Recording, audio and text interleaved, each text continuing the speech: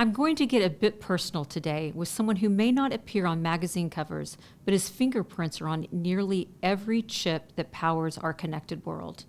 He's a risk taker that made a big bet on AI before others, and now his company stands to reap the benefit for years to come. He's a gentleman who rarely takes credit for making the invisible essential. He's also a bit of a philosopher with a wide-ranging opinions on technology, business, politics, and the economy. He's known as one of the best operators in the semiconductor industry, calm under pressure, exacting in standards, and deeply human in how he leads.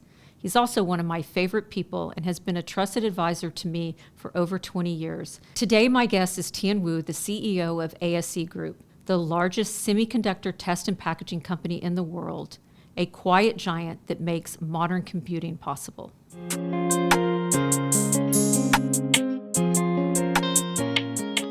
All right, Tien, it's great to have you on a Bit Personal podcast. I really appreciate it. It's going to be fun. Yeah. And we're in Taiwan, in Taipei, at ASE headquarters. And it's always great for me to be in Taipei. Although I think we're only like hours away from a typhoon. That's right. True? It's happening right now. Yeah. Somehow every time I come, that happens. It's earthquake or a typhoon. That's right.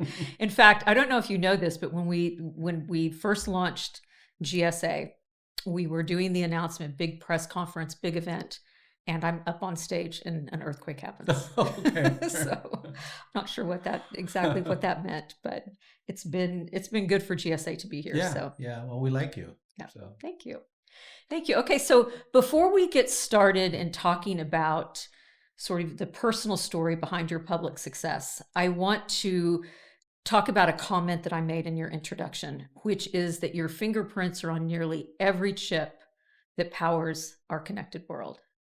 So tell our audience who may or may not be so familiar with semiconductors exactly why that's true and what role packaging and test plays and why they're one of the three most critical partners within the semiconductor ecosystem. All right. The packaging, you can consider to be a final integrator that the chip design, the chip manufacturing, and then you will have a substrate and you will have a printed circuit board. The question now is, how do you pack all of this together? Logic, memory, passive, active, passive devices.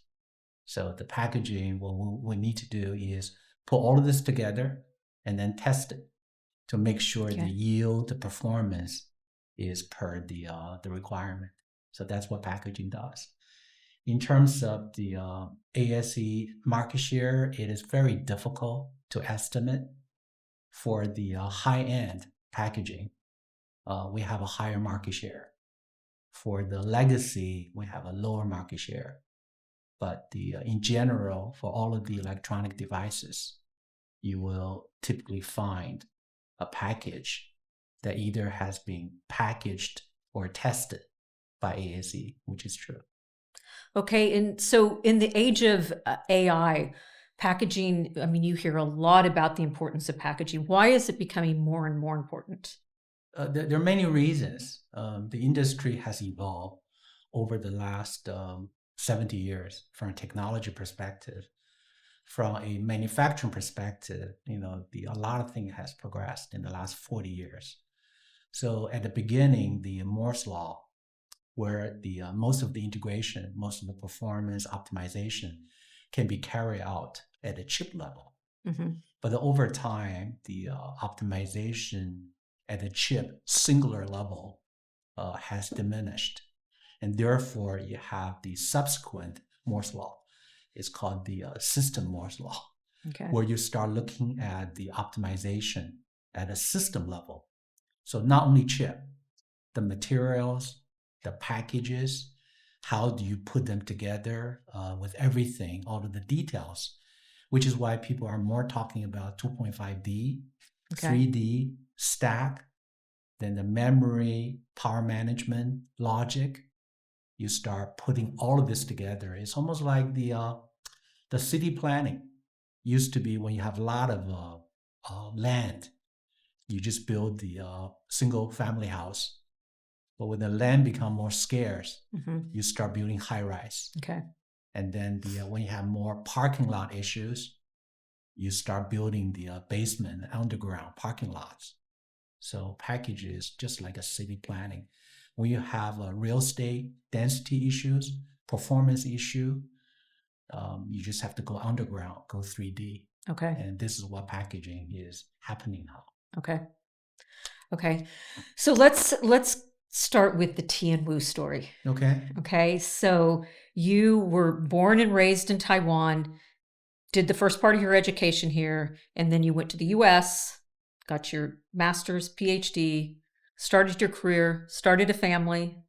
And then for many years while we've known each other, you have been commuting between the US and Taiwan, and now you're mostly here. Correct. So I want to start at the beginning and start talking a little bit about your formative years in your childhood.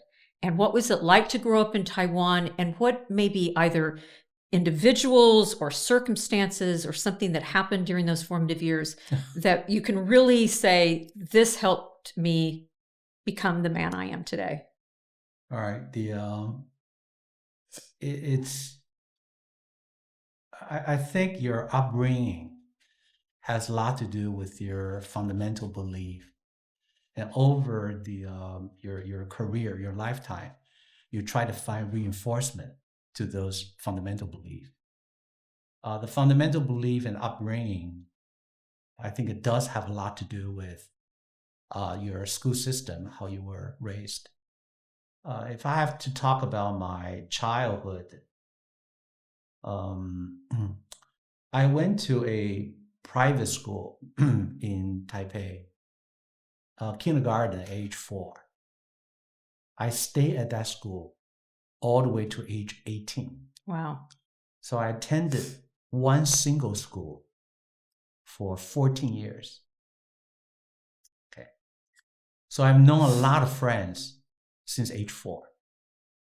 My sister was 9 years younger than I am. So I have a lot of good friends that I know them earlier than I know my sister. Wow. Okay, and what is unique about this part of my life? I started living by myself at age 12. So at age 12, my parents moved to Hong Kong. So I stayed in Taiwan all by myself. So the boarding school that I went, I actually stay in school 365 days a year, including the summer and winter break. So I think that had a lot to do with who I become later part of my life, that I'm really independent. Mm-hmm. Because at age 11 to 12, you have to learn a lot of things on your own. So I made a lot of mistakes at the early part of my life, upset a lot of people, but along the way, you learn how to read people better, and then you know how to bend yourself. Otherwise, either people beat you up or you don't get to eat. Right. But then friends become very, very important. Until today, I still hang out with many of the classmates that I knew them since age 4. And I think that is something quite unique. Not too many people have that. Yeah, was it difficult? I mean, it had to have been difficult to be away from your parents, not just during school, but during the holidays. Were you able to go to Hong Kong at all? I was able to go to Hong Kong a few times between age 12 to age 16. Okay. And then after age 16, we start entering into the military qualified age. Okay. So I was no longer allowed to travel. My sister, who was 9 years younger than I am, my parents brought my sister to Hong Kong, but left me in Taiwan. It was very difficult at the beginning because you couldn't understand why the sister is closer to mom and dad. But on hindsight, I think that was the best training for me ever. And I wish more people can experience that. But at a very, very young age, your capacity of learning is much better. I'll give you one example that I rarely share with people. Summer break was long, like 2 months. When I was all by myself in school, actually I was the only one. Then I had nothing to do, so I started listening to the American military broadcast station. Okay. And I started reading, this is like age 13, 14. Every single summer, I remember, I would finish one English book. Then I would recite it. I will just read it out, record it, and listen to my own pronunciation. Wow. And then I will try to tape the American radio, which is broadcasted by Real American. You have to understand, in Taiwan, learning English is a luxury. It's not something that you do. So were you taking classes or did you just teach yourself? No, I taught myself. Wow. Okay. Because a lot of people asked me, they were kind of surprised that I went to university and military service. I only went to United States at age 24. Because the pronunciation of any foreign language, if you don't learn that before age 11, you will not have the right pronunciation. Right. That linguistics says that. And I was just really lucky that I started picking up multiple languages when I was very, very young. Okay. There are other things that taught me you have to do things in a very practical way. Everything's about survival. And then at a very, very young age, I learned without parents taking care of you, you just have to do things with people, whoever you can count on, at a very, very young age. And that helped me tremendously, especially for until today. If you look at semiconductor industry, everyone is small. You're counting on ecosystem, you're counting on partner. People need to like you. You need to know what value can you bring to others in order for them to support you. All knowledge or support is all from ecosystem. So I think if you look at it, our life at age 67 versus life at 12, really not that much different. Yeah. That fundamental belief, you need to be a likable person, you need to be focused, and you need to be good at what you're doing, and you need to really see what other people are good at and do the quid pro quo, and just to make things work in a practical way. I think that skills stays with me until today. Right. Oh, I see that. Okay. I see that. So did you know that you were going to study engineering when you went to university? No, at that age, we're talking like a really way back, in the 60s, 70s. Taiwan did not have that much, or that many job opportunities. Right. So from a very young age, my father told me that. My father, he went to United States for study. So he told me that, your destiny is to go to US, get a PhD. And in order to go to US, get scholarship, and that's mostly engineering, because that is the easiest discipline to get funded by scholarship. Okay. So I think it was that belief that drove me to engineering. And I knew this, I think even before age 12, which is why I spent so much time trying to sharpen and perfect my English capability at a very, very young age.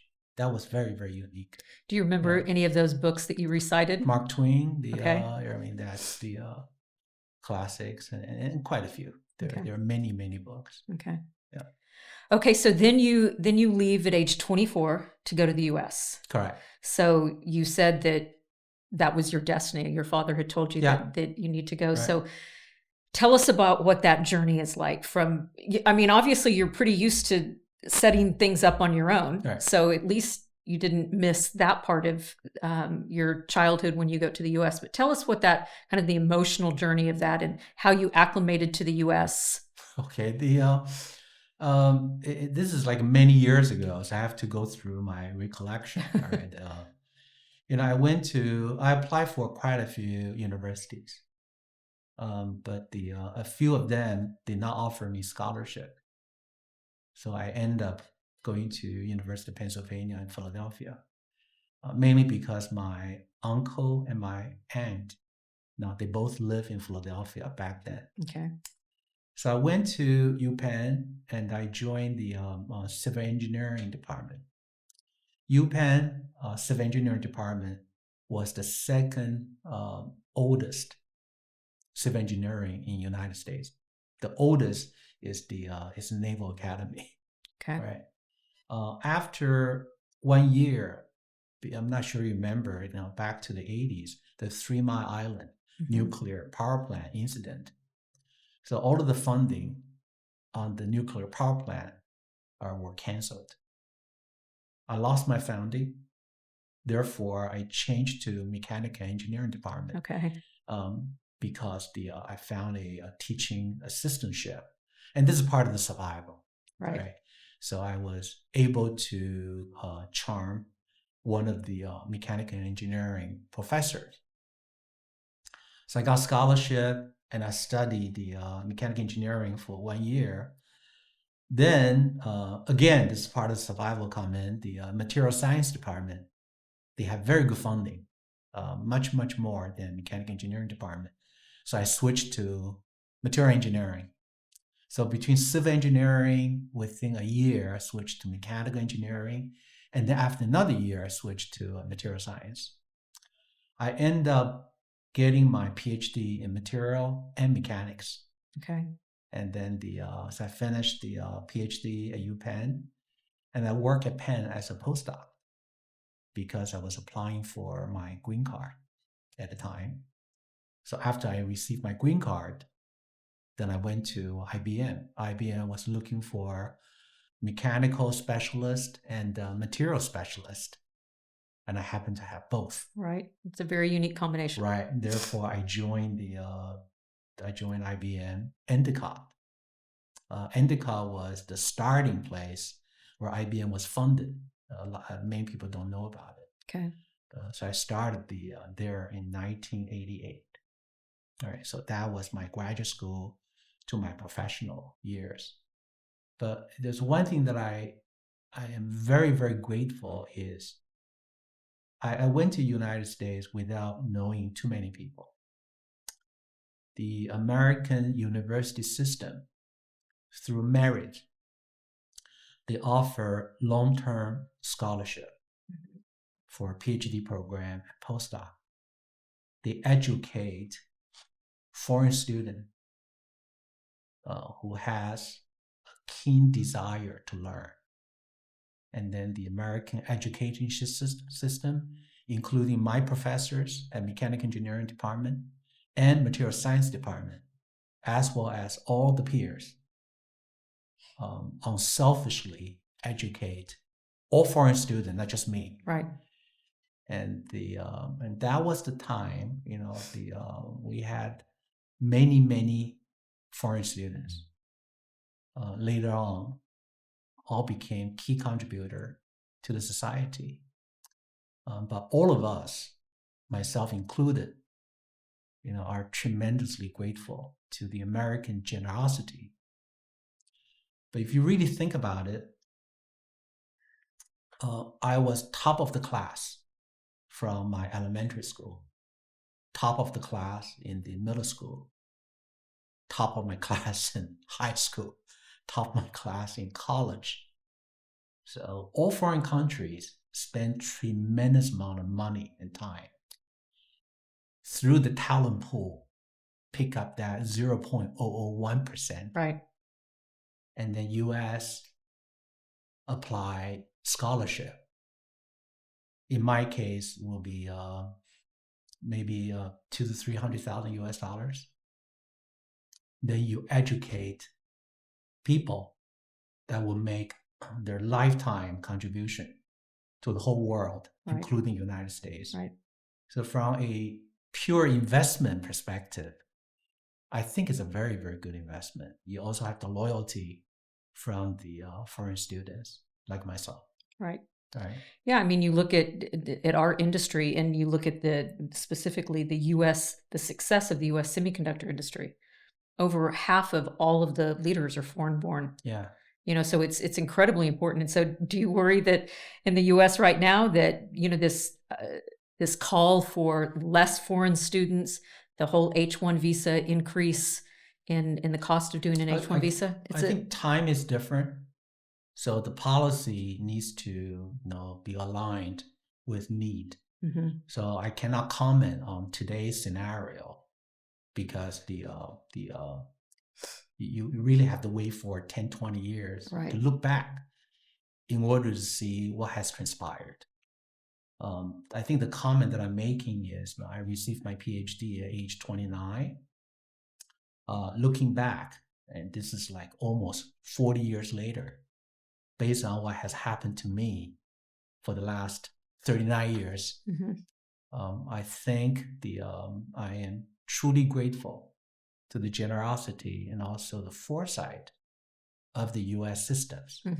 And then they brought up a few generations of talent. Right. And collectively, I think we'll all contribute and try to make the U.S. and also the world a better place. So I think that I can testify because it has been almost 40 years since I graduated. Yeah, you've contributed a lot. Okay, all right, thank you. Yeah, for sure. So then you spend a lot of time in the U.S. and then you come to work for ASE. Correct. And again, sort of commuted back and forth for a long period of time. Talk about that sequence of events, why you joined ASE, and again, it shows your loyalty. You went to the same grade school through high school at the same school, and now you've been with ASE for 25 years? 26. 26 years. I spent 13 years at IBM until year 2000. My days at IBM, it was fantastic. It's like my feeling towards the American educational system. I walk into IBM, it's a huge library with technology know-hows. Literally, most of the things that we're doing today, I have seen it and learned some aspect of it back to my IBM days. People were unselfish, and it's like open book. Whatever you want to learn, they will coach you. IBM back then, very powerful. They were number one in almost all technological places. I changed 6 jobs. So I want to comment a little bit on why I change jobs almost every 2 years. But while at IBM. Correct. Right. Correct. And I've switched job between process development, like R&D, to design. You start designing substrates, and then to the assembly process development, like what I'm doing today. Then I switched to Europe for manufacturing. Then I switched to Singapore, Asia Pacific, doing field application and also the chip design center. The reason why I motivated myself for changing job is going back to my fundamental training is time is the most valuable asset that you have. So my dad told me this when I was very, very young. You only have time. Time is something you don't know how much you have.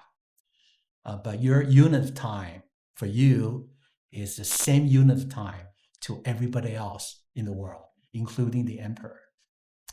So use your time well. Use your time to change for knowledge, for wisdom, for love, for anything that you need. Okay, so that's one thing.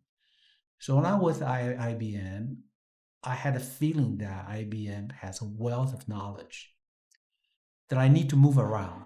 in order to capture more aspect comparing to staying in one place, which is why I moved from Endicott and then I joined Task Force, go to Europe, different field, and then moved to Singapore, all on IBM terms. IBM, again, was generous enough to look at a young engineer who wants to learn, and they provided me the opportunity. But again, I did not know anyone. Right. It's like, I went to United States, I didn't know anybody. The educational system just picked me up. I went to IBM, no reference. I did not know anybody. But the system picked me up. Mm-hmm. So I think my recollection about the U.S. education system and IBM, was exactly the same.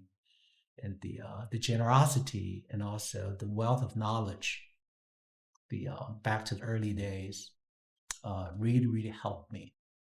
So I was trained U.S., different jobs, Europe, different jobs. And then the last part of the job was almost a sales training. You have field application and the sales of substrate and also chip design center. I was able to get to know more players, including Taiwan. Mm-hmm. Okay. So in year 2000, I decided to make that jump. The jump was a very difficult decision. At the time, IBM was 88 billion US dollars revenue. ASE was 1 billion. Okay. TSMC back then was 5 billion. So when I made that switch from IBM overseas assignment in Singapore, I actually took a pay cut. Okay. Because I think it is time for me to try something different. And that had a lot to do with my upbringing. I was born and raised in Taiwan. And then with the IBM global training, I saw the opportunity of semiconductor manufacturing Mm-hmm. Migrating to Asia and Taiwan. IBM was doing the System 390 and software. Microelectronics and semiconductor manufacturing was not a focus for IBM. I saw that in year 2000. So from a time efficiency perspective, if you cannot change the company, change your own course. Right, right. And the second thing my father taught me was that the real reward to your time is knowledge. It is not any promotion, financial reward, or recognition from anyone. So I never waited for recognition in any place. As soon as I acquired the knowledge that I know I got it, at least I know how it looks. May not be complete, but I can read it, I can judge, I can appreciate it.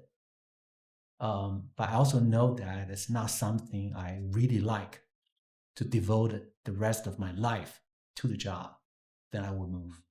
Right. But once I joined the ASE and things just happened because ASE was $1 billion, big aspiration. So I joined ASE as the head of marketing. In 3 months, they gave me head of sales. Okay. So, when you have this kind of a less structured company, you have a different pros and cons. Right. A lot of opportunity. Right. And then few years later, they just make me the COO. And then a few years later, just made me the CEO. And then I was able to, through the ASE platform, start working with, the whole ecosystem.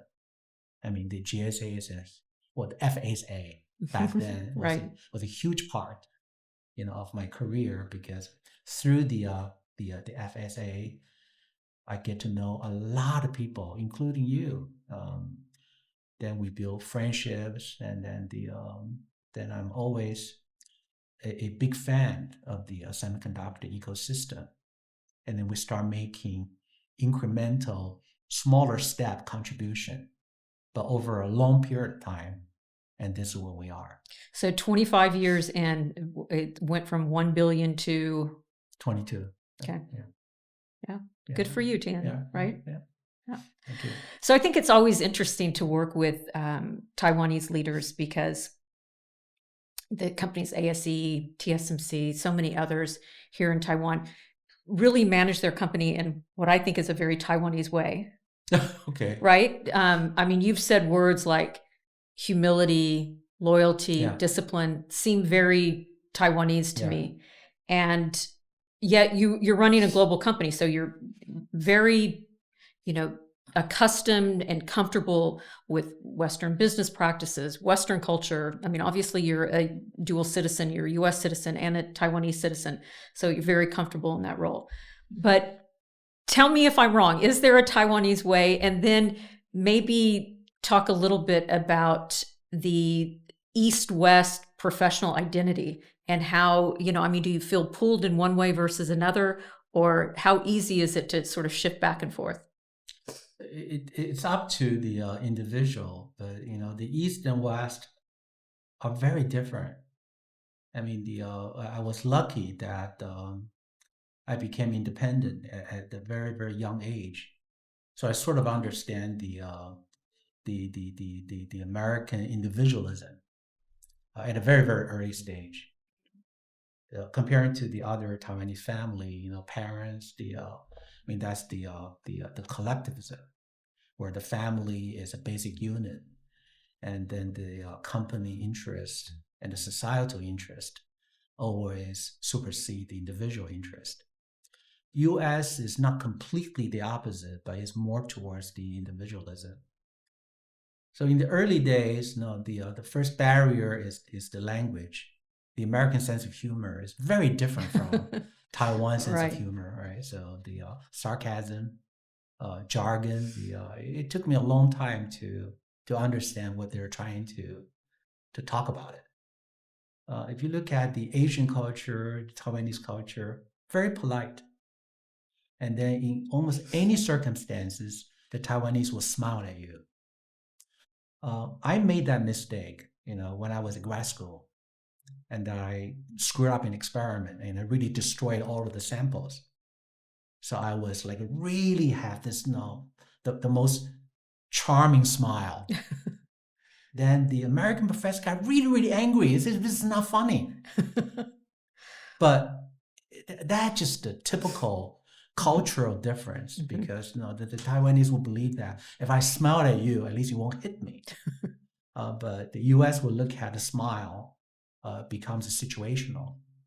There's a lot of subtlety, and also the business practice, right? The U.S. value tend to be more practical and more real time, where the Taiwanese value tends to be very long term. So when we look at the investment in technology and process, it says a lot about why Taiwan is Taiwan today. Because we make very, very long bets. The technology takes 10 to 20 years to be in place.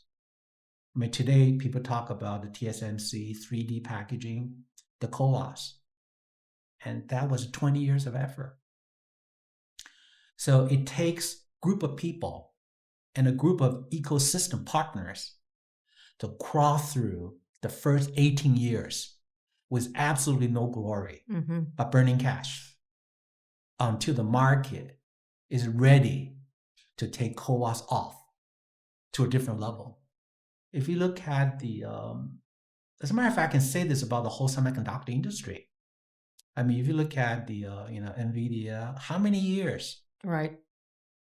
AMD, everybody. Well, just talk about semiconductor. Semiconductor became more appreciated during COVID. But before that, for the longest time, at the FSA and the GSA. Remember, your first mission is make people know the semiconductor value, right? We spend money hiring consultant to trying to promote our industry. And they're like, Jodi, nobody cares. So the engineering approach, any innovation, it takes foresight, proactiveness to put the funding, resources, persistence in place. And then you just wait for that probability that somewhere along the line, the market is going to realize the benefit that you have solved one of the key bottlenecks that gating the progress of humanity. As engineers, we love it. But from the Taiwanese perspective, I think majority of the people that we're dealing with in semiconductor industry have engineering background. I mean, everybody shares the same view. So Taiwan is more willing to put in long bet, and so is ASE. Right. So ASE from year 2000, we start setting up our revenue plan to be 10 billion.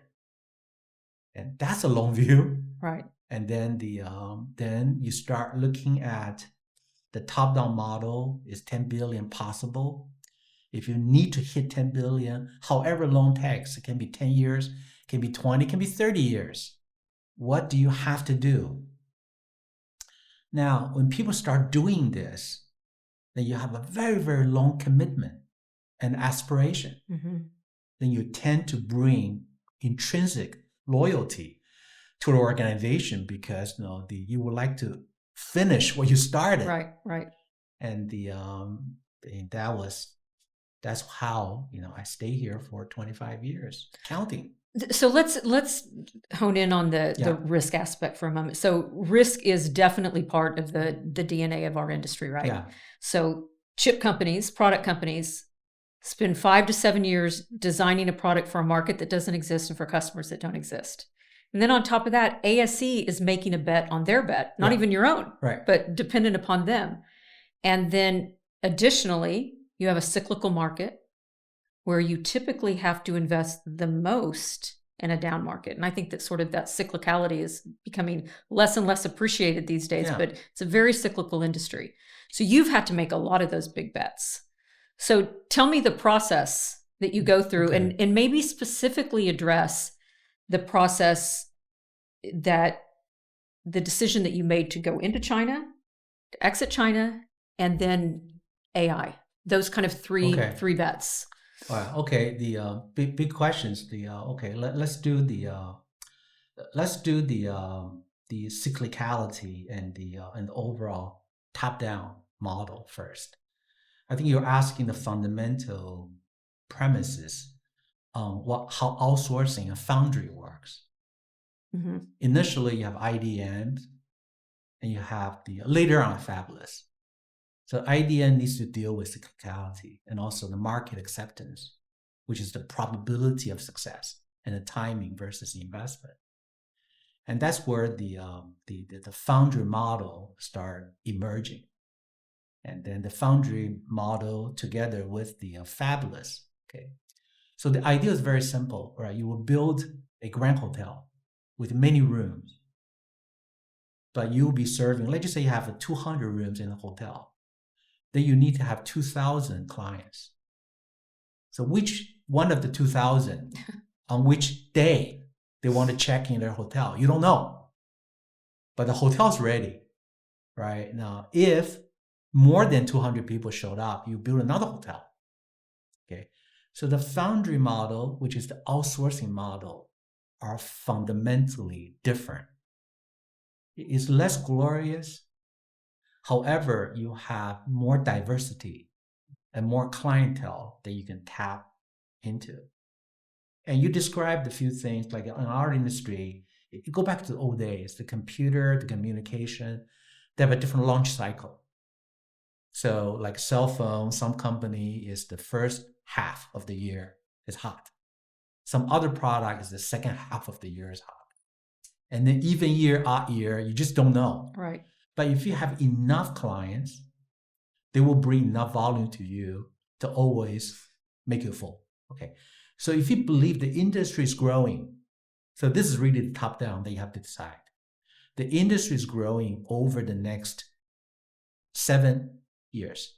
7 years being the depreciation cycle for Taiwan. Other country can be 10 years, can be shorter. In that cycle of time, if you think the market is growing, then you should put in the capacity. You might not be able to use it in the first year or the second year, but over a longer period of time, it will be used. Okay. And that's the first. The second one is depending on what capacity you put it in. For example, if you put in really advanced capacity, the lifetime of this capacity will be longer than 5 years or 10 years. When you start building a pyramid, like in the case of ASE, ASE has about 30,000 wire bonders, and out of which I would say about 25,000 is fully depreciated, and we're still using it. So you start adding 2,000 or 3,000 wire bonder every year that you still have depreciation schedule. But the majority depends on how many years have you done this. In the case of ASE, for 30 years, we have a lot of equipment that are fully depreciated, but still being utilized. And the industry, you just need to find enough customer with a diverse demand that can fill all of your line, ideally, all the time. The reality doesn't work that way. But in the outsourcing model, I really believe fundamentally it's easier to make investment comparing to a product segment specific company. I think we talk about the IDM versus fabless. Right. Very different mindset. 2000. Yes. Right. Okay. Now, let me talk about the AI next. AI, I believe, is at the beginning. I mean, we can debate about it, right? I think a lot of the technology integration were at the onset of a huge paradigm shift. The data center, US, worldwide, it could be taking a different form and shape, but the demand is going to be there. And then there will be edge. And it could be robotics, and could be humanoid, and could be the autonomous driving. But with all of this demand, I think they would demand similar capacity. And the capacity, majority of the capacity are fungible.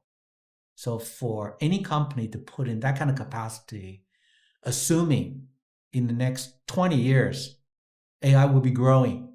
So that decision becomes much easier.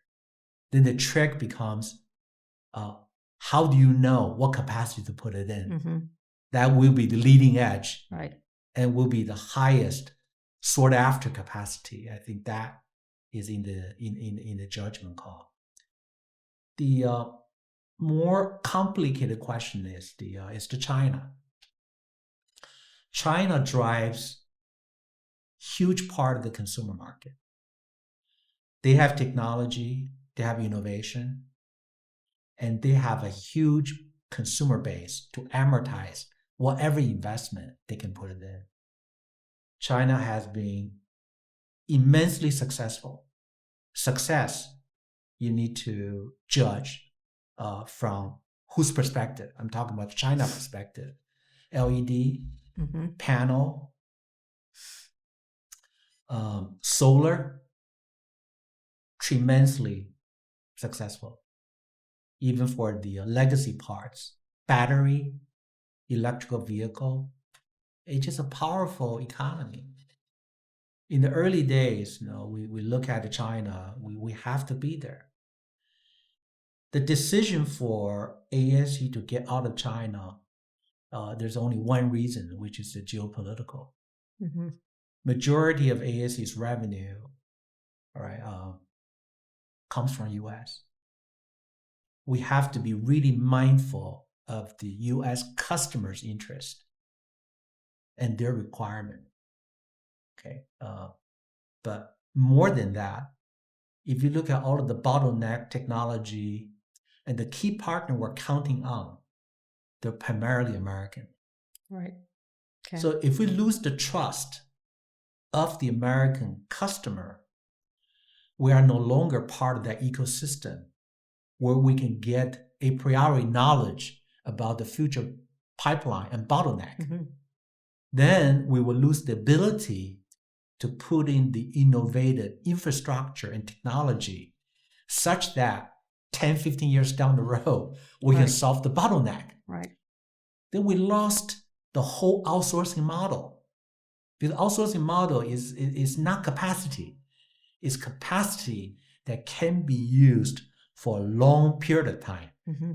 So the long-term value drives the decision, why we have to move out of China. A very painful decision. Right. And I don't think that's healthy. However, in a very practical way, we have to adjust to the boundary conditions, at the time. And today, we make that decision. Then we have to live by that decision. This episode is brought to you by GSME. GSME is a leading global provider of tailored silicon solutions dedicated to empowering semiconductor and system companies with cutting-edge technology and unparalleled expertise, founded in 2022 by Farhad Jahangir. Its comprehensive range of services include end-to-end chip design, full turnkey manufacturing capabilities, rigorous quality assurance, and strategic incubation to help its partners bring innovative products to market. At GSME, they are committed to transforming semiconductor manufacturing landscape by optimizing processes, accelerating product development cycles, and ensuring faster time to market for next generation applications. GSME gives full visibility of the supply chain to its customers. Now, back to the episode. Yeah, I mean, let's spend a little bit more time on geopolitics. Okay. I'll try not to get you in too much trouble, right? All right. Okay, yeah. Okay, so, but yes, we have been talking about the criticality of semiconductors for years, you and I, and the whole GSA. And suddenly in 2020, we became interesting. And that we became also, I mean, we're the center of the bullseye, which again, it's sort of good news, bad news. People finally appreciate semiconductors, but they also want a lot of say in everything that goes on. So the policymakers. So let's talk a little bit about that. First, help our audience to understand why Taiwan plays such an outsized role in the semiconductor ecosystem. And maybe if you can, make people feel comfortable that that's okay, or no, there is something to be concerned about. All right. Again, my angle, might not be the correct angle, right? Because I was educated in U.S. and then most of the partners that I have are either American, European, Japanese, and some Chinese company also help us, but majority is really the American and European. So when we receive this kind of value, that help us to do very long-term planning. And I can speak on behalf of ASE, but I think the whole Taiwan ecosystem is very close to that description that I just made. Okay. So in that regard, Taiwan becomes Taiwan is because U.S. made us this way. Right. It's the collective decision and the collective contribution between all U.S., European, global customer and the Taiwan team through technology, innovation, investment, and all of the business fundamental and the fabrics. So Taiwan did not emerge, becomes Taiwan by Taiwanese itself. If you look at technology, cadence, synopsis, equipment, I can just go on. Right. Materials, know-how, architecture, design, the U.S. controls huge part of that value system. If you look at the market cap of all semiconductor company, like in 2025, I can just name one company, how many trillions of market cap. that has improved. So and I think that it's like something like over 50% of the profits from the industry all come from the U.S. So Taiwan is like ASE, is a success enabler for the global players to reap the maximum benefit in the most efficient way, right, to build future infrastructure, IP, know-how, and also the evolution or revolution. I think Taiwan manufacturing in a big way promotes that efficiency and the accelerator. So if you just want to look at Taiwan capacity, and I can give you a very simple analogy. Semiconductor revenue this year, I mean, we don't know yet. I will call this like maybe less than 700 billion, but let's just make it that way. If you just call 40% to be manufacturing, I think I'm overestimating. It's a 250, 280 billion. If you look at Taiwan, TSMC plus everybody else, less than 200 billion. And US is asking for 20% or 15%, whatever. So out of the 200 billion, like you say, 25%, you have 50 billion. And then the whole Taiwan ecosystem is trying to facilitate this.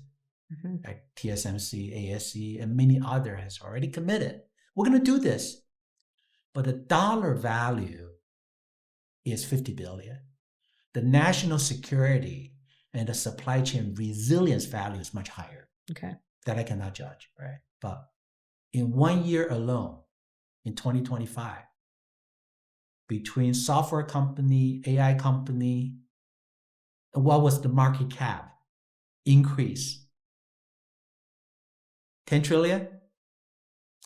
Perspective. Right. All right. And Taiwan is very strong in manufacturing process optimization that requires a lot of engineers to work on a priori bottleneck.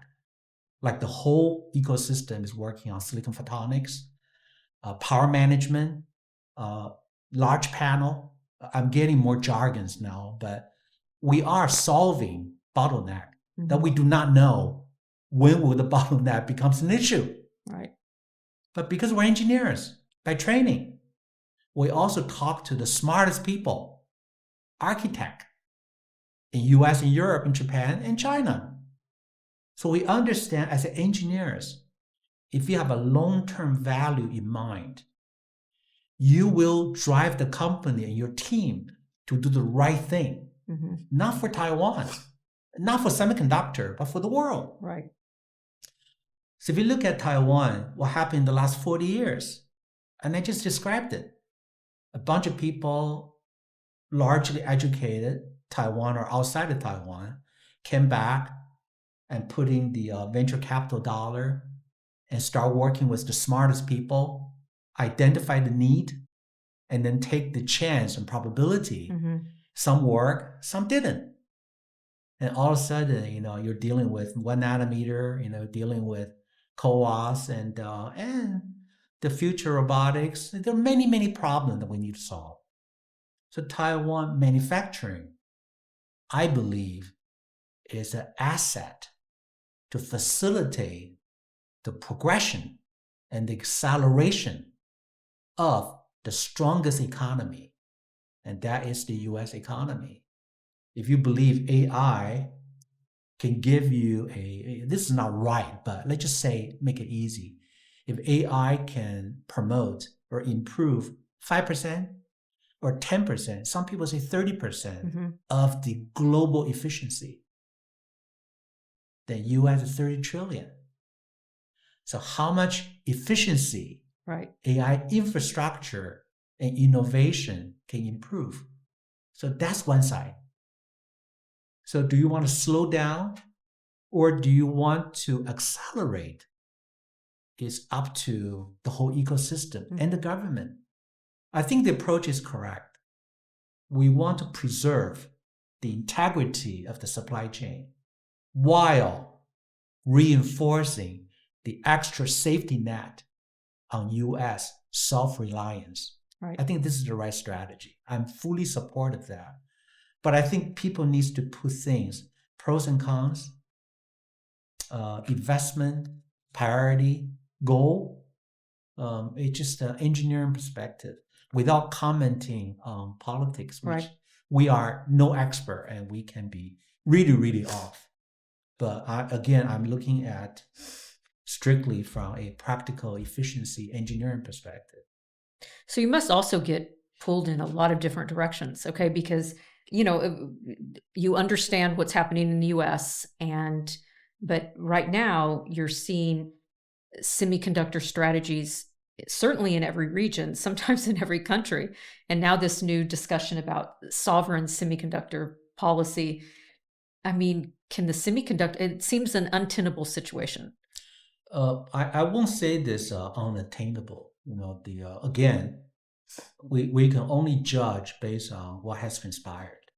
So if you ask me about semiconductor model for the last 30, 40 years, I can really articulate. But for the next 10 years, that's why it's so exciting, because we just don't know. Right. Right. And I think this sovereign supply chain, I think it's discount between the efficiency versus the safety or the security. I don't think, I'm certainly not qualified to make any comments, right? So what we can do is to work with our key customer, and then the key customer will have the obligation to work with the government. Right, right. So when the key customer bring the request, listen, we want you to do this, then we will look at the most efficient way to get that mission accomplished. But at the same time, I think a real engineer would think about the engineering value for the world as top priority. Right. And then you go down the list. Then you try to better define your initial condition and the boundary condition. We need to abide to the law. Right. But within that permissible arena, how do we manage the most efficient way? Because engineering training 101 is, how do you come up with the most elegant solution in the shortest amount of time? It's like medical doctor. Your job is to save people. Engineering is to provide the most elegant solution. But what you're saying is, no, today we can't always exercise the most elegant solution. We got that. Yeah. We got that. But the elegant solution evolves with time and the boundary constraint. Right. We got that too. So when you do look forward, let's say look forward to 2030, okay, not so far away. And I can remember actually being in a dinner with you with the first time that we heard by 2030 we're going to have $1 trillion industry. Yeah. I think we were together. And anyway, so tell me what you think the world looks like in 2030. Again, only 4 years away, 5 years away, and maybe from the perspective of, yes, geopolitics, but also where AI comes in. And, we're in the technology industry. We've created a lot of things we can be really proud of. But there's a lot of things that were caused by technology that are unintended consequences. Everything from, social media separating us and causing harm to young people. So what are some of maybe the unintended consequences that you think that we'll have to look at in 2030? So geopolitics, AI, what does 2030 look like? Okay, you're asking a loaded question. I'm engineer responsible for manufacturing, so I think I can give you my version of the projection for 2030, and I think the data center will go through a few generations of efficiency in architecture, in the way you link, and also you do the power. And that's a huge opportunity for everybody to invent and to produce. It will be some AI edge devices. I think you're seeing quite a few very, very innovative, like the AirPods today. You can do direct translation. Self-driving vehicle, I think, will be more pervasive. The industrial robots, we already know how powerful they are. The drones, but then you will see the humanoids, which is the robots that can directly interface with human beings and performing more human needs. So by 2030, without knowing the details, I think $1 trillion for semiconductor is very, very achievable. Mm-hmm. We need to solve a few engineering bottlenecks along the way. Even with all of the global constraints, I still believe the ecosystem will facilitate that. In terms of the negative consequences, it's like all innovation in history of time. We just have to learn how to cope with. The AI job opportunities, half and half in terms of young people, social media, or the media fake news or any kind of chaotic orders. I think we have to deal with that evolved reality along the way. I don't think we should stop the technical progression because fear of human might not learn how to use it properly. I think the history of time has taught us that we always figure out how to navigate, and we will make mistakes, just like any human beings. Right. As we're growing up, making mistakes is a very effective way of learning. So I think the human being collectively, we need to go through that maturing process. Yeah, but 2030, I'm hopeful, and I hope I can see in my career time of 2030. But I think in my lifetime, we will see more fun devices running around and trying to provide the better need to all of us. That's why we're doing what we're doing today. Right. Okay, so let's switch gears and talk a little bit about your leadership and your leadership style. I've had the opportunity to watch your leadership in action, and I know a lot of people who work directly for you, and of course, a lot of your partners and customers. And many of them say he is an empathetic leader. So what do you think that means? And is that something that comes natural to you? And then how do you balance being an empathetic leader with the whole accountability portion of management? All right. I think what they say that I'm empathetic leader is like I never yelled at anybody. I mean, I get angry, quite often, but in my career time, I actually don't remember I yelled at anybody. High pressure job, meetings, any kind of dispute, I just don't get angry. That is not empathy, right? Because I want to be a likable person. I mean, this is part of my Taiwanese training, always smile at people. And you want to provide very long-term value.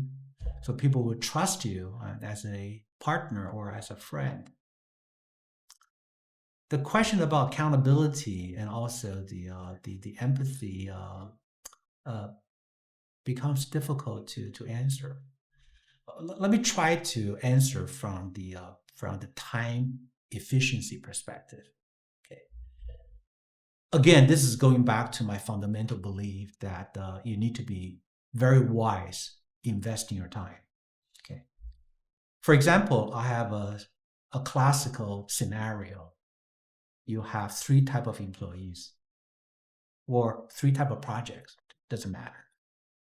A superb outperformer, mid-range, and the poor performer. And how do you drive? How do you spend your time? It can be customer, it can be fantastic customer, medium customer, and bad customer. Right. All right. So how do you deal with this thing? Right. My philosophy has been, what is the most efficient way to use your time? Okay. Therefore, I tend to do I will spend majority of my time on the best performer. Because if I can make the best performer 10% better, that gain is huge. Mm-hmm. I will spend less time on the median. The median performer has their need in any organization. Their serving function and less vocal, but they have value. So you need to spend that time to realize why median performer, median customer become who they are. So the empathy comes in from this perspective, that you need to be able to see what they see. For the last segment, that is the most difficult one. Mm-hmm.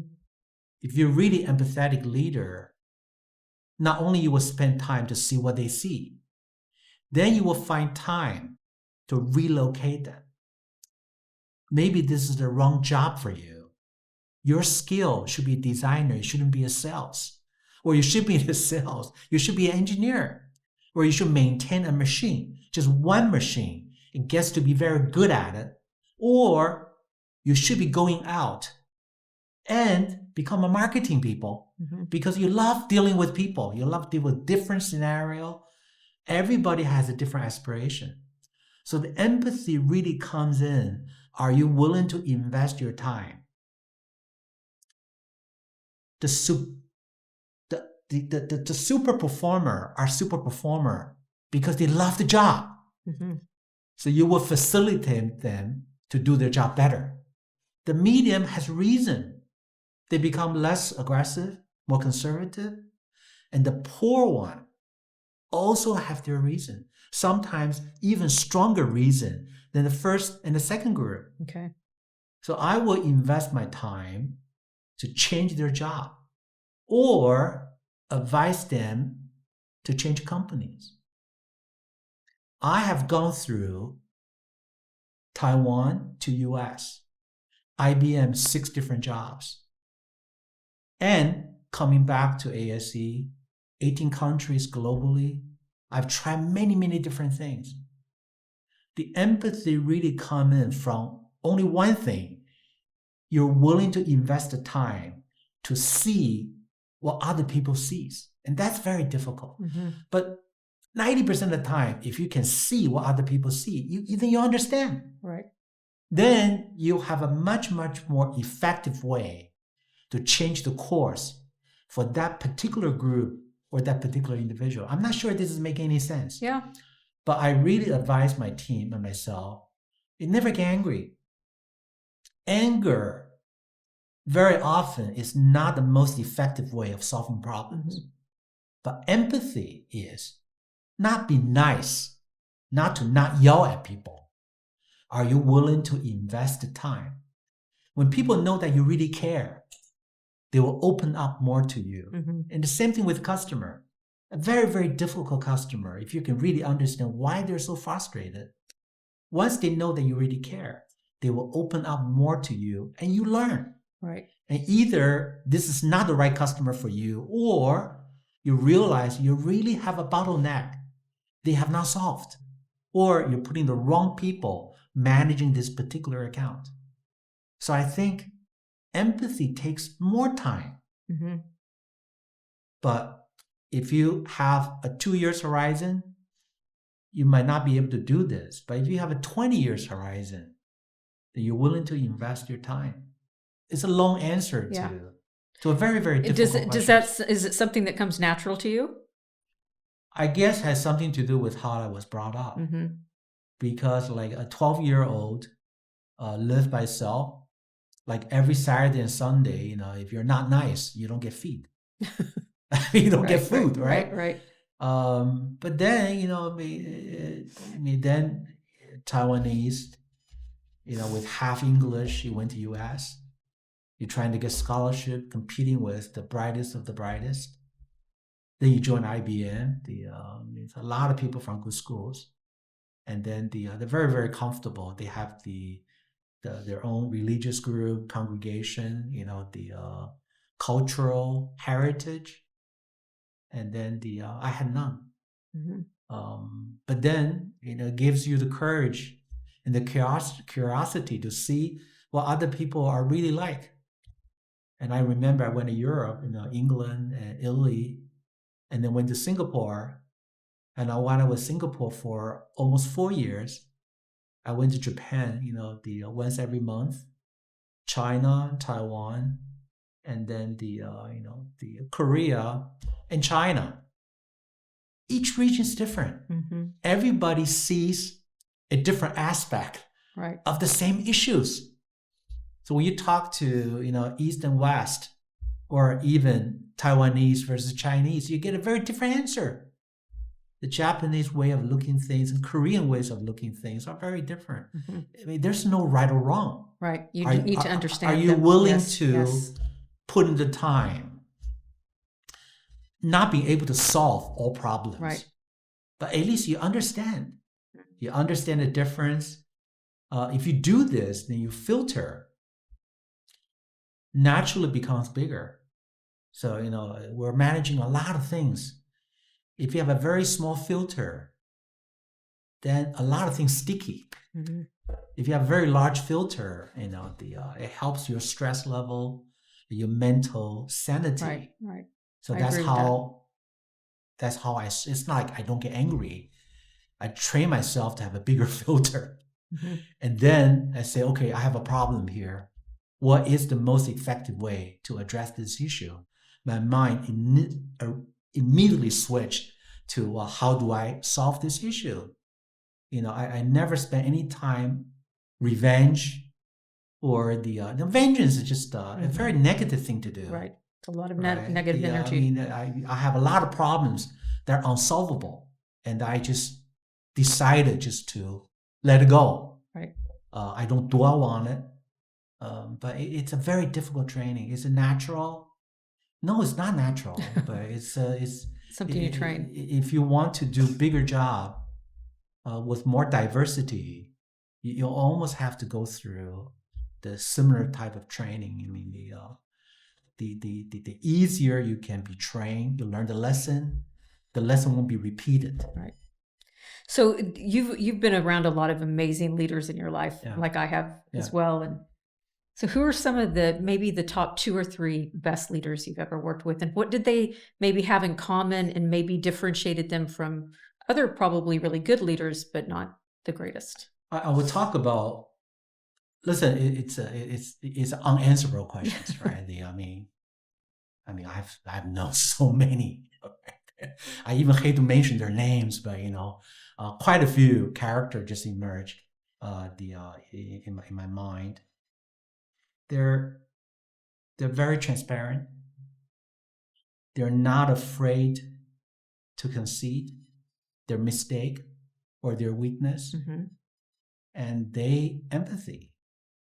They're willing to put your perspective, your interest above theirs on the time they allocated to you to talk. Some of the most amazing leaders, when they talk to me, my early days or even today, is they really care about you. So they want to understand, why are you coming to me? And what is your ask? And then they're so wise, they can immediately zoom in to understand why did you pose the question the way you pose it. And I think that is the kind of capability which is so unique. I mean, you have that ability too. There are too many good people, good in a different way. Right. And then I have benefited so much from talking to all of them. So what about a mentor? Did you have a mentor when you were, whether coming up through IBM or after you left? Yeah. Again, there's so many of them. Okay. One of the guy, the name is Bill Chen. I really want to mention his name. He interviewed me when I was 29. He hired me to IBM. That was when I was 29. Until today, we're still working together. Okay. So this is almost 38 years. mentor are not necessarily people that help you the most, but they have a fundamental impact on the philosophy that you practice. Right? If I really want to talk about it, I think my dad has got the most impact on me. He told me that, and I already talked about this, time is the most valuable thing that you ever have in your life. So use your time well.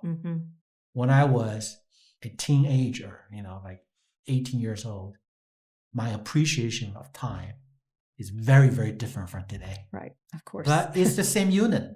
Yes. When you're 100-year-old, that 1 second is exactly the same as 1 second today. Right? The second thing my dad told me when I was very, very young, don't ever wait for your reward. Your reward is the learning that you already got. Right? For example, when I was in middle school, and I told you I spent a lot of time trying to get my English. It's actually my best subject. And then math. On the other subject, the people talk about it. I will learn when I want to. Otherwise, I just don't pay attention to it. College, professional career, I do exactly the same thing. If I don't see the value of time spent, then I just won't. Right. Right? No, this is not the best way, but this is the way my dad taught me. And in my career lifetime, as well as my lifetime, I've gone through many experiences and many mentors. They reinforce, they give me confirmation over and over again that was the right approach. And this is the same thing I'm teaching my girls, my family, that, you only have time and never wait for your rewards. Right. Move on. Well, let's switch over to talk a little bit about your family. So, Okay. I've described this industry, I think earlier, that it's a brutal industry, right? So I'm sure a lot of people say that about their industry, but semiconductors seems pretty brutal. Yeah.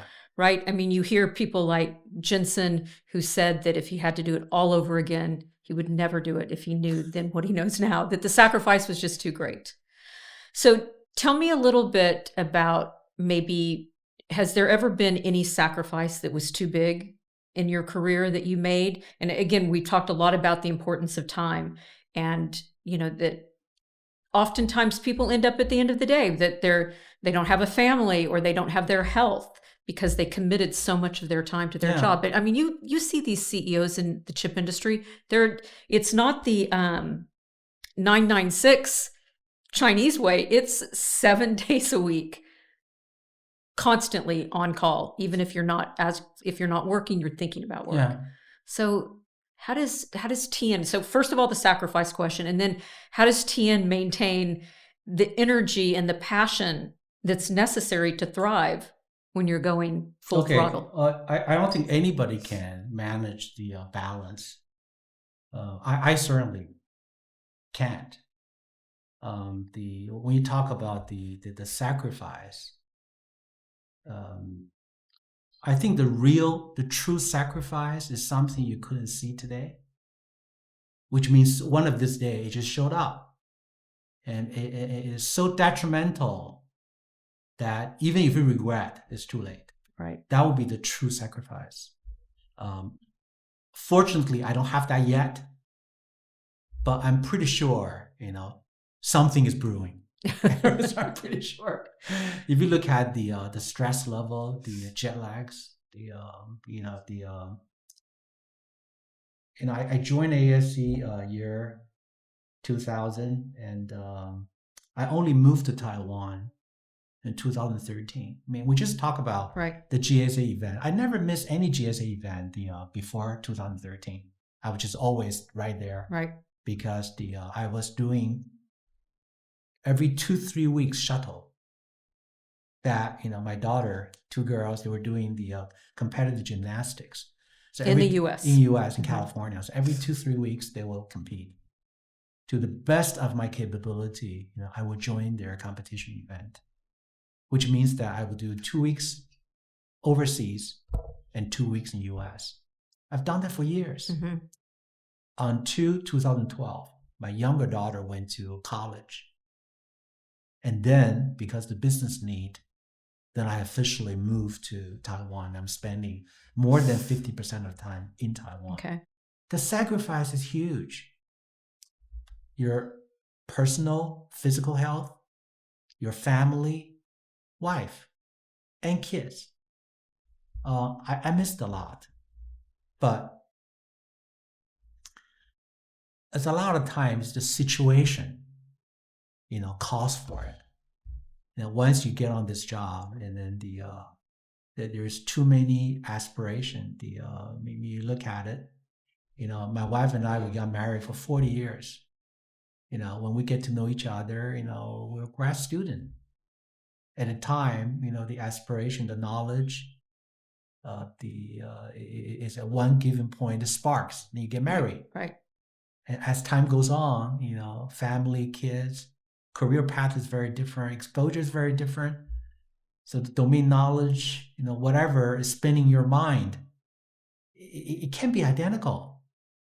So how do you keep the people's mind and physical in tandem? That's the sacrifice. Right. So what is holding all of this together is the lifelong commitment, and also the family value, and also the effort or empathy and perspective that, she understands, why am I doing this? I understand her sacrifice, but the path is very different. I think all family needs to go through this, at a kid's level, parents level, husband and wife's level. Right. I always believe that God is fair. So everything is you have the scores. So whatever you gain more, you're going to lose more on the other side. So, but the true sacrifice, unfortunately, we will not know until it happened. So, we've spent many dinners talking about our children and your two daughters. So tell me what they think about your career and your accomplishment, and what advice do you give them as one of them's a new mom, right? Yeah. And they have careers. So what kind of role modeling do you do with them? Well, I taught them 2 things. Time is the most valuable thing. And also, never wait for reward. Learning experience is your reward. The second thing I taught them is no fear. The whole world is trying to intimidate you. So very often they're trying to use scary things, luxury things, big things, just to overwhelm you. Right. So when my daughter was very, very young, I started showing them documentary film, Warframe. I showed them scary movie. And my daughter still complain about it. Yeah, why do you do this? It's so funny. Like I did the same thing why with my did you do kids. this? I did the same I said, thing. listen, because in your lifetime, there will be strange people. Their job is just to scare you. You should never be scared. All right, okay. So having said that, my daughters are not scared. And it becomes another problem. My older girl went to Congo, went to Syria refugee camp, and climbed the Mount Himalayas by herself. You just start doing a lot of this kind of thing. But finally, because she back to California, just got married, and I'm just really, really blessed. And the younger one, spinning around, and then the first grandson. So that's awesome. How do they feel about my job? You have to ask them. But I believe I practice things that I teach them. And they watch me doing the things in a practical way. And I often share with them about whatever my talk, speech, like this podcast. Right. They'll watch. I'm really doing this for you and them. Because I want them just to, really know how I feel about my own life, the industry, and how I feel about mom, how I feel about them. Right. It's Well, I can tell them personally. You've told me a lot about them. Right. It's important that they see their father live by example. Mm-hmm. That I'm fearless. Maybe I'm too fearless, so I Right. always get myself into trouble. And then I'm very direct and honest. So when people ask me things, I would just tell them my honest opinion. I try to be a really nice guy. I never get angry with people. I may not be able to achieve what are your expectation, but I certainly try very hard. So over the years, many friends, and they are the one that helped me along the way Mm-hmm. and showing me, okay, be careful. Here are the traps, and this is the area you should spend more time and energy on. But that's how the ecosystem. We're all silent contributor. I mean, if I look at all of us, I mean, there are people like on Wall Street Journal all the time, but even them, gosh, how many years they have crawled in the dirt Right. in order to get to where they are today, and all tenacious. But this is the industry, and we're engineers. We're not business people. Right. I mean, we're still think about what excites us is to solve a bottleneck that we believe we saw at first. Mm-hmm. I mean, why would anybody spend 10, 15 years working on something that you would never know that people will acknowledge or recognize in future? But you don't wait for the reward. You never wait for the reward. Right. I mean, that's why we want to spend time on the most challenging problems, because that's where you gain the greatest knowledge, which is your reward. Right. And whether this will be used is secondary. We would love this to be used and make money out of it. But I think what really excites a good engineer is solving a fundamentally challenging or almost unsolvable problem. Okay. So so at the end of the day, what's your legacy? What does your grandson and maybe your future granddaughters say about you? I mean, I have no legacy. I mean, I'm engineers. Got lucky, the Taiwan, U.S. enjoy the generosity of U.S. education system. Work for IBM, and I have many, many people that I have like hundreds of names that just help me. They just like you. Right. I mean, it's no family like relationship work. They just like you. And then I joined semiconductor, where people are so practical and so engineering. I mean, they like you, they want to work with you because you're effective. And then you're always honest and be upfront about it. Mm-hmm. This is what I can do. This is what I cannot do. And you have to help me on what I cannot. Otherwise, I will not have value to you. So when you know a lot of these kind of people, good things happen. Right. Which is why, I never thought semiconductor, would be on this profile. I think people are seeing and reading semiconductor more than semiconductor itself. Right. And that becomes a problem. Semiconductor is not complicated. It's design, manufacturing ecosystem.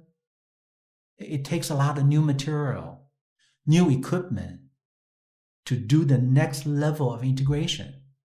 And we're trying to solve all of this issue. Mm-hmm. It's pretty complex. It's very complex. Very complex. Yeah, but I think it's in the other element comes in, and we just have to evolve with it. Right. If you don't want to evolve with it, then just don't. You need to get off the bus. Right. Right. So I think that is a choice we all have to make. But today, I see great opportunities, and I think everybody that I talk to are so persistent. Right. So it's like a bunch of fun people. Exactly. We have fun. Yes. Most of the time we have fun, right? I think I got on the FSA board 2003 or something. Yes. Or I think maybe 4? 2002 maybe. 02? Yeah. It's 23 years now. Yeah. Right. early days, the FSA, the GSA, we watched the beginning, right, with an aspiration, dream, and what was complaint. Yes, that, always. people don't acknowledge the Right. fabulous people. The people don't give enough credit to semiconductor. But now it's the other way around, and we Right. complain, right? So I think the complaint side of it just never ends. But there are many practical problems that collectively, we need to solve. Right. I think that, keep us awake at night. Yeah. Keep us exciting. There's always a job to do. Yes. If you're solving problems, there's always a job. It's very rare to have an industry. You still feel so good about it. After in fact, like 40 years. revived even, right? I think that, I think maybe there was a lull at some point in time, but I know so many people that, have been doing this for a long time, and they've never been more excited about their career than they are now. It really is. Yeah. It's very cool. Okay. So thank you so much, Tien. This was so fun. Okay. And I'm very excited for our audience to get to know you, how I feel like I've known you. And by the way, I know things now that I didn't know before. So I'm very excited about that. So we're going to do a section called The Last Tape Out. Okay. So I'm going to just read through some questions. First thing that comes to your mind. And let's see. What would be something that people don't know about you that would surprise you that we haven't talked about today, maybe? Is there anything like? Oh yeah, even though I'm so busy, I play table tennis. 2 hours twice a week. Wow. I do mountain climbing whenever possible. And here's the punchline: with my classmates. That I got to know them at 4-year-old. That's so cool. Yeah. That is really cool. I think very few people can claim that they have a bunch of old guys that they have known each other for 65 years. I think that's so cool. And of course, one of the most beautiful places in the world to mountain climb is Taiwan. That's right. Yeah, so beautiful here. Okay. Who is the wisest or smartest person you've ever known? Too many. Right, too many. I cannot name them. The whole industry, there are just so many of them. I can just go read a newspaper. Yeah. We know a lot of smart people. Exactly. It's hard to rank them. Okay. Right. What's a small daily ritual that keeps you grounded or centered? Oh, I do this every morning. Like I typically get up 5:20. Between 5:20 to 6 o'clock, I will think about what I've done wrong the day before. It's a ritual. It's a ritual. Okay. Did I say something rude? Did I use the wrong word? Did I use the wrong tone? Or could I improve whatever I do? And I do this for many, many years. I love that. Very reflective. Yeah, because I want to be a likable person, and I still want to seek for my next layer of enlightenment. Okay, so what is one of your pet peeves in a business meeting?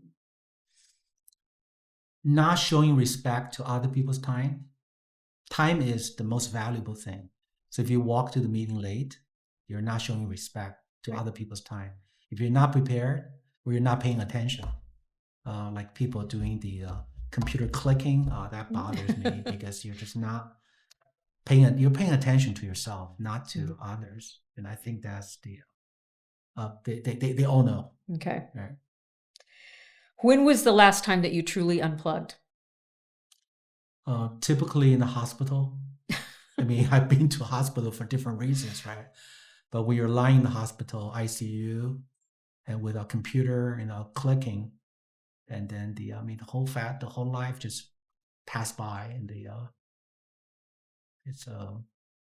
I had a few terrible experience. Okay, well, I'm sorry to hear that. It's that's part of that's the small sacrifice. Okay, yeah, that's a pretty big one. Not irrecoverable yet, but still. All right. Okay, coffee, tea, or something else entirely? One cup, one glass of.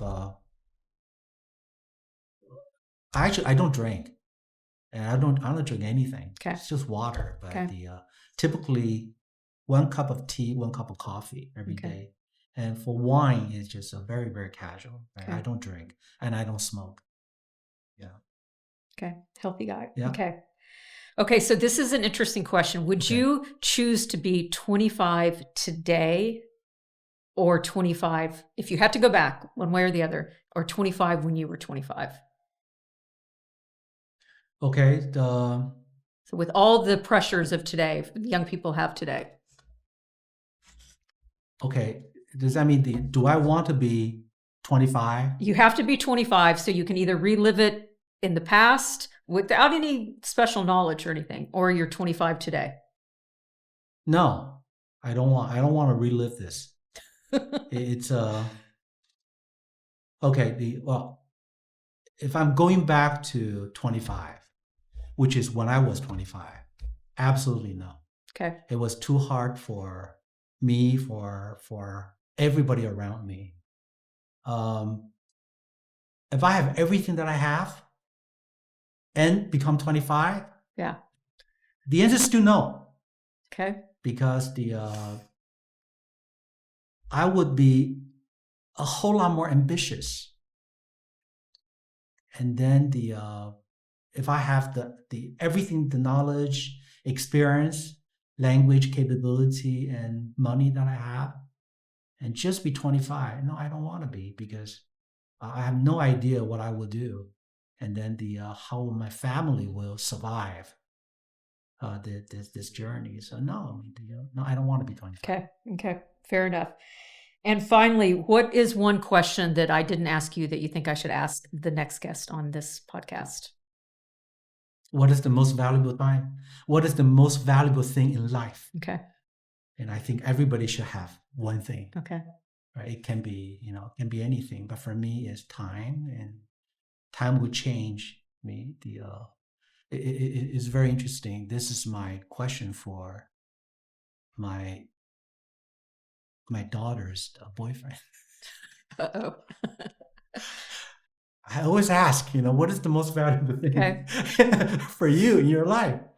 No one came up with the right answer, but anyway. What were some of the answers? It just could be anything, family, love, but anyway, I reinforce it. Okay. All right. So the two son-in-law, and they all know. They passed the test somehow. Because I keep reinforcing that make sure you use your time well. And then that is something it took me years to learn how valuable time is. I mean, until today, if you look at a lot of people doing a lot of things, they really don't understand. Time is a funny thing. You don't really know how much time you have. Right. It is somewhere in God's bank, with your name on it, and you just keep drawing it. It's a standard unit that everybody's drawing the same unit every second, and you use that time to trade and exchange for whatever you have. Right. And then after many, many years later, and that's the scorecard until there's no more time. So I think time is really the essence of life. Well, since I know how important time is to you, the fact that I got so much of yours thank you. Today is very, very appreciated. Yeah, I appreciate it. And all the time you've always given to me. I said in my introduction that, you've been a trusted advisor of mine for 20 years. Yeah. And I really appreciate all the time and energy and advice that you've given me along the way. All right. Well, thank you. Thank you for, I enjoy doing this. Good. Okay. Thank you. Very good. Thank you. All right.